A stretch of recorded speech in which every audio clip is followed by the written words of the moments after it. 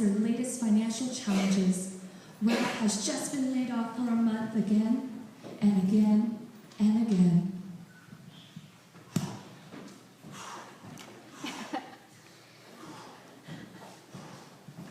Come on, Ralph. It's not the end of the world. Not the end of the world. Not the end of the world.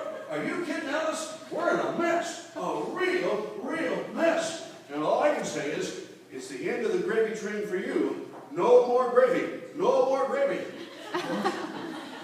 We just got to quit all this high living and just cut expenses to the bone. You got that, Alice? To the bone. Well, I guess we could start by giving up bowling. Let's don't panic, Alice. Let's don't panic. Not panic. We've got to approach this intellectually and calmly. What we need to do is figure out how much we owe. Once we figure out how much we owe, then we find out how much money we have. And we subtract what we owe from the money we have, and that's just what we're going to have to live on. You got it, Alice? Mm-hmm. Where's the bills? Right there's the bills. All right. First, we have to figure out how much we owe. Okay. 45, 67. We owe Alice $186.27. $186.27. That's how much we owe. Now, we need to know how much money we have so we can subtract the $186 from it. Now, this is an emergency. So we have to include everything. Our savings account, our checking account, all the money you've got hidden around the house, our checking account, our bonds and stocks, everything we have. One big number that we can subtract the 186 from. You got that number? Yes. All right, what is that number we're going to subtract the 186 from? $12.42. $12.42. Right. $12.42. That's all we have? Right. Well, we're lucky to have that much, with you only making $67 a week. Quiet, Alice. I don't want my salary. I don't want everybody to know my salary. $67 a week? $67 a week? Only $67 a week. Listen, Alice, I do not want my salary to leak out. Leak out? Leak out? We're lucky that it even drips out. Why, we can't even squeeze it out. Whoa, Alice. Alice, one of these days, and one of these days soon, you're going to get to travel, just like you always do. And boy, you're going to travel. You're going to travel, boom, zoom, right to the moon. That's where you're going. I'm so frightened. I might need to faint after dinner. Oh, you're funny, Alice. You're funny. But you know what? I know what the problem is.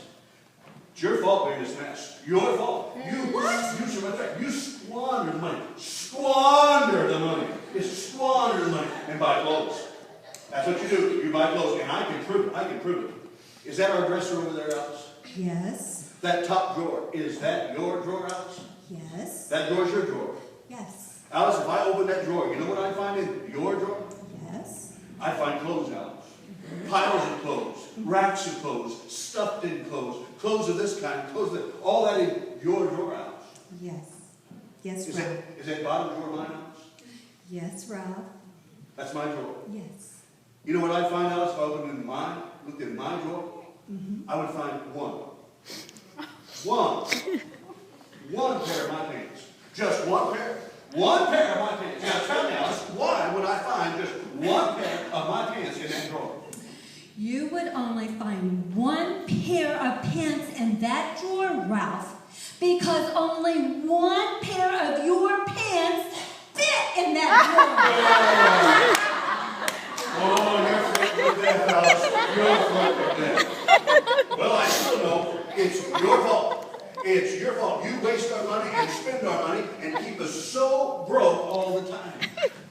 You make us so broke all the time. You make us so poor that the only house we can afford to live in is this one, which has a mailing address of this side up. That's how far you keep us poor. You keep us so poor that the last time we went to Kentucky Fried Chicken, we had to lick other people's fingers. That's how long you keep us so poor. You keep us so poor that we had to have our kids learn to eat their cereal with a fork just to save milk. That's how much you make us poor. You make us so poor that we had to open up 3 Gmail accounts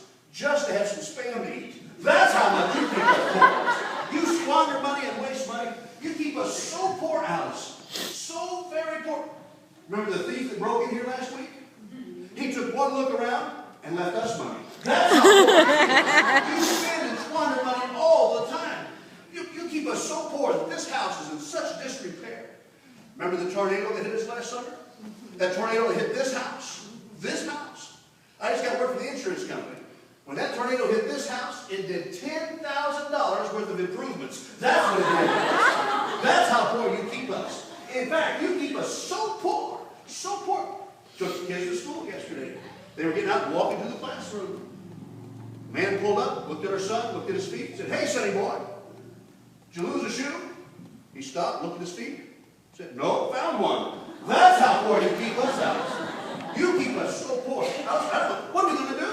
What are we going to do, Alice? Well, Ralph, the only thing that's to do is for me to get a job. You get a job? You get a job? You? Not while I'm king of the castle. No. I've got some pride. This king, not while you're my wife, not while I'm king of the castle. Besides, Alice, if you got a job, who would do the dishes? Who would scrub the floors?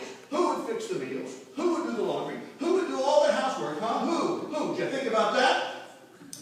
Guess. Not this king, no. No king scrubs his own floors. Well, if he wants dinner, he will.